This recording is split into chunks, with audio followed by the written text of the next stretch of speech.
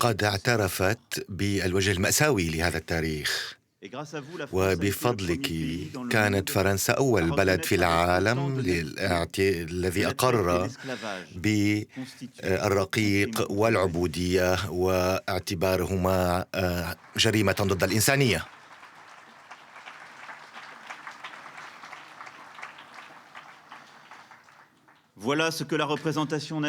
هذا ما اعترف به البرلمان بالإجماع منذ 18 عاماً، ولكن التاريخ يستمر.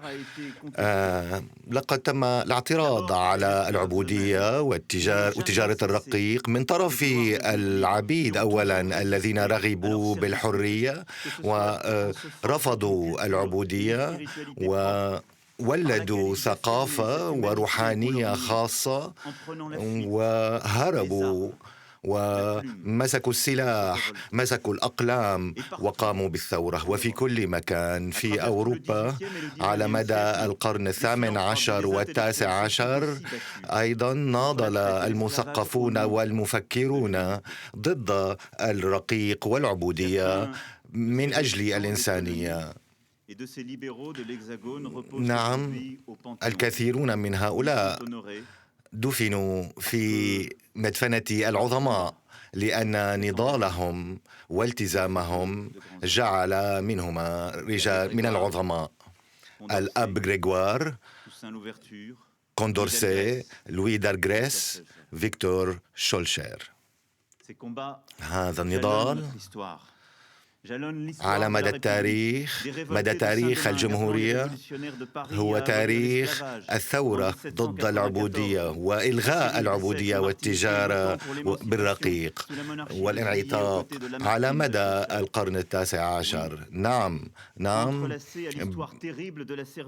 بين تاريخ العبودية حيث تم استعباد الملايين، هنالك تاريخ بالمقابل بطولي، تاريخ كل من كسر سلاسل العبودية. أما في وجه العبودية كان هنالك شرف المقاومة والسعادة والفرح بالانعتاق. هذا تاريخ فرنسي وكذلك تاريخ عالمي. نعم، 171 عاماً مضت منذ إلغاء العبودية في المستعمرات الفرنسية، ولكن نتائج الماضي لا تزال حاضرة اليوم، لأن ما ورثناه هو جغرافية فرنسا المعاصرة واللغة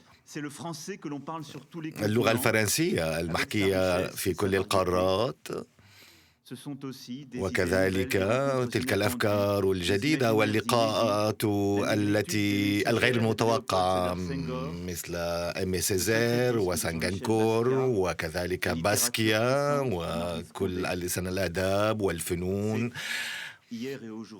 هذا هو اليوم وهذا كان البارحة. اليوم هنا وهناك.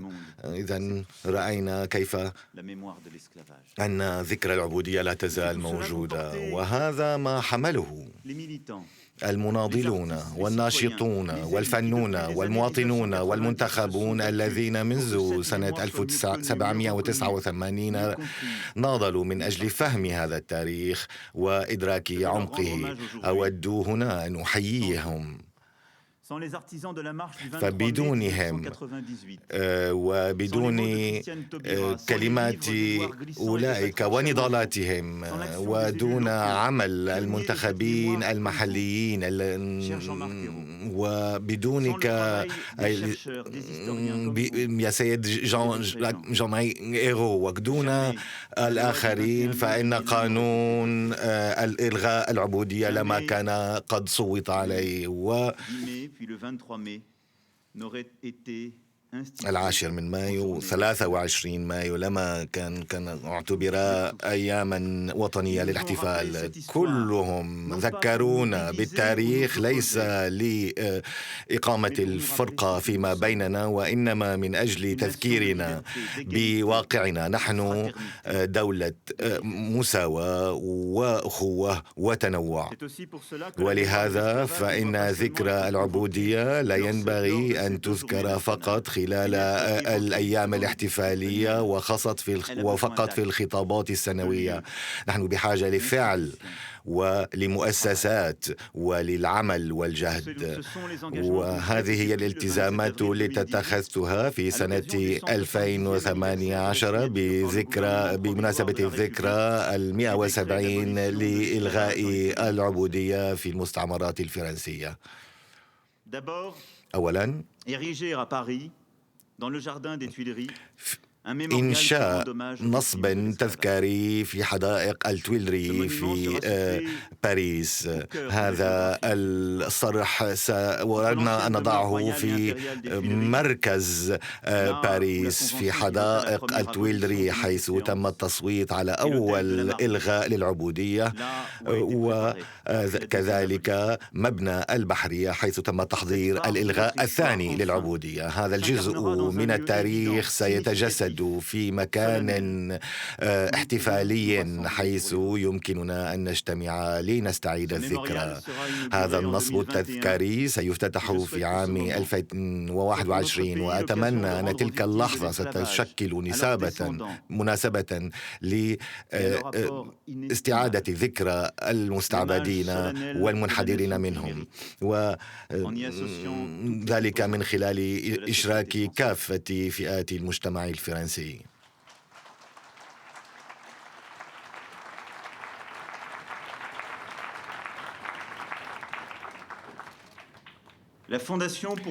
مؤسسة ذكرى العبودية سوف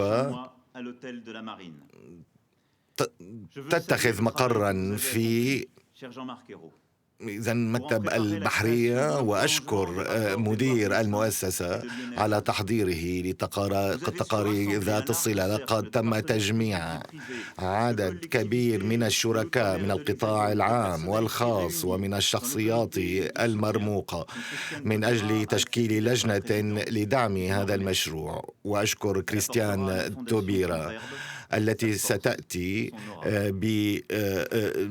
بقريحتها وبقوتها وعزمها لهذه المؤسسة، السيدة كريستيان توبيرا.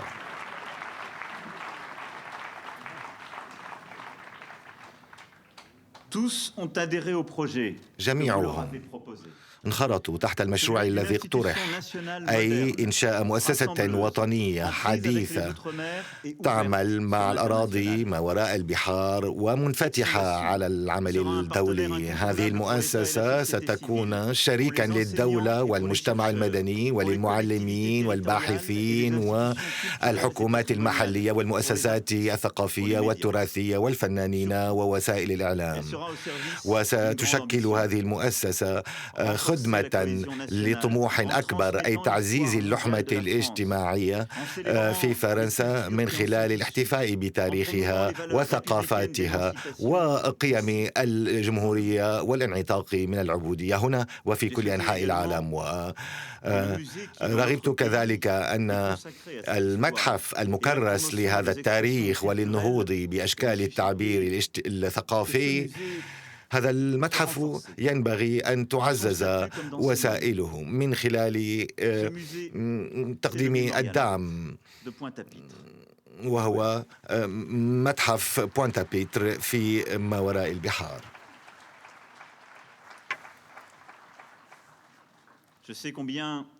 نعم، أعرف أن رؤساء الوفود البرلمانية ووفد مجلس الشيوخ رغبوا بأن الأراضي الفرنسية ينبغي أن تحمل هذا التاريخ، وهذا هذا المتحف سوف يتعامل مع كل المتاحف ذات الصلة على الصعيد العالمي، وينبغي تأمين الوسائل الضرورية، ولهذا فإن الدولة قد قررت أن تدعم ذلك من خلال المشاركة في هذا التحول نحو البعد الثقافي.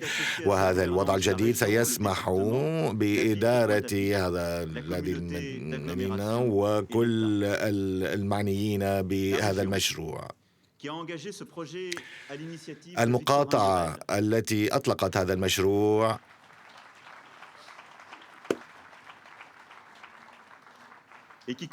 والتي تواصل الدفاع عنه من خلال الكثير من الشخصيات ستبقى الدعم الأهم، ولكن الدولة ستلعب دورها بالكامل أيضا.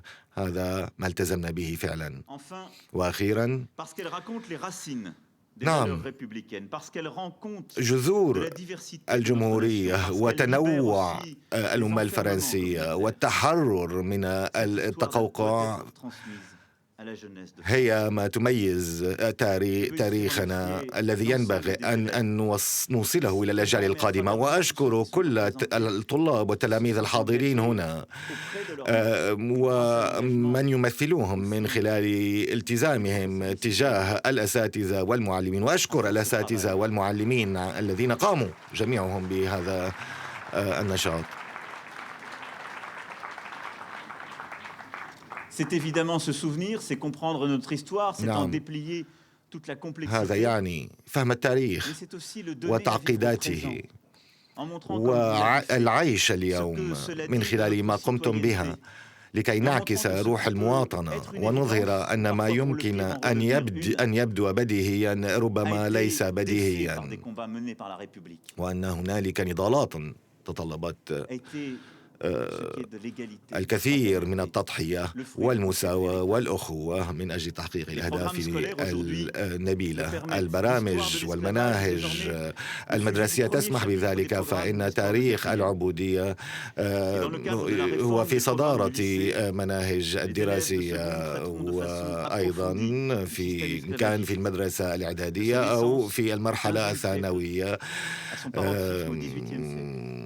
هنالك المناهج أيضا تتطرق إلى كل أشكال وتطورات تجارة الرقيق والعبودية. إذا قلنا نصب تذكاري في باريس، متحف في ما وراء البحار، مناهج مدرسية جديدة، مؤسسة ذات بعد عالمي.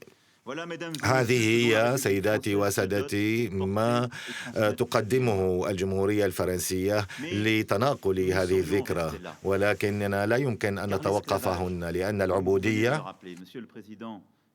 كما ذكرت به حضرة رئيس مجلس الشيوخ، العبودية ليست فقط في الماضي، والجمهورية لن تبقى جمهورية إن لم تواصل نضالاتها في كل أنحاء العالم، نضالات من أجل الدفاع عن مبادئها وقيمها. نعم، العبودية تبقى واقعا معاصرا اليوم، واقعا مأساويا يعيشه أكثر من 20 مليون شخصا من النساء والأطفال في معظمهم في كل أنحاء العالم، حيث في أفريقيا وآسيا والشرق الأوسط والشرق الأدنى نرى أن هذه الممارسات لا تزال متجذرة، وكذلك في بلدان النزاعات حيث الضغينة الدينية والعرقية. ونعم، نرى أن العالم اليوم قد دخل في أشكال جديدة من استغلال الإنسان من طرف الإنسان،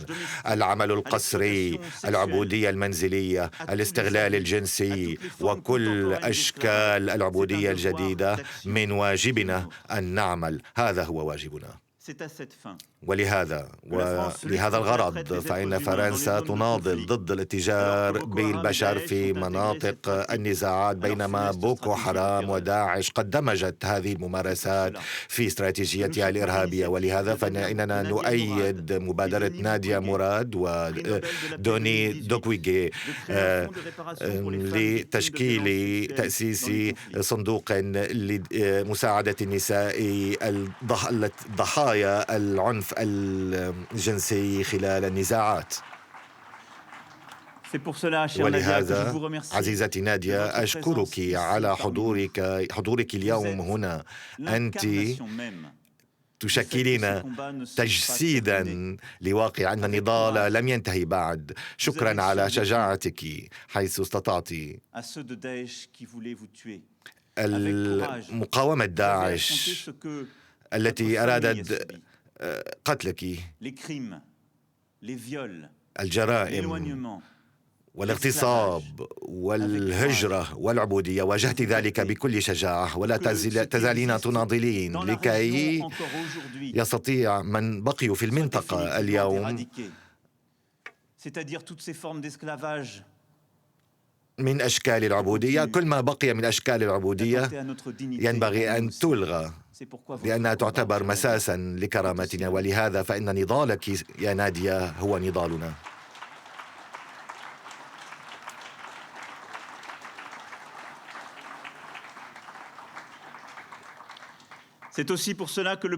ولهذا فإن جائزة سيمون فيل الأولى للجمهورية الفرنسية منحت في شهر مارس آذار الماضي للسيدة كومارا التي ناضلت ضد العبودية الجنسية. هذه النضالات في أفريقيا وفي آسيا وفي الشرق الأوسط والأدنى هي نضالات من أجل كرامتنا ومن أجل متابعة هذه النضالات التي نحييها اليوم. وهذا هو معنى نشاطنا في مجلس الأمن وخلال رئاستنا لمجموعة السبعة، أي مكافحة للتجارة بالبشر. هذه الاتجار الذي لا يزال يستشري في منطقة الساحل الأفريقي وليبيا والقرن الأفريقي، حيث نلاحظ كل يوم استغلالا للبشر، وهذا يشكل هذا عيبا لنا جميعا. ولهذا فإننا في ظل منظمة العمل الدولية نسعى لمكافحة كل أشكال العبودية بالعمل، العمل القسري، العمل الزهيد الثمن والاستغلال. النصوص القانونية موجودة، اتفاقية الأمم المتحدة ضد الجريمة المنظمة العابرة للحدود، هذه الاتفاقية ينبغي أن يصادق عليها من طرف البلدان، وهذا ما نناضل من أجله. ومنذ شهر أكتوبر 2018 واعتمام الأمم المتحدة لقرار قدمته فرنسا وإيطاليا وكوستاريكا من أجل وضع آلية للنظر في تطبيق هذه الاتفاقية، وسوف نواصل هذا العمل دون كلل ولا ملل. وانطلاقا من 20 من مايو أيار القادم ستنضم فرنسا لحملة الأمم المتحدة لتشجيع البلدان والمواطنين لمكافحة الاتجار بالبشر. نضالنا في أوروبا وفي المنظومة المتعددة الأطراف المعاصرة سيتواصل، لأن أشكال العبودية المعاصرة لا تزال قائمة وينبغي أن نقضي عليها.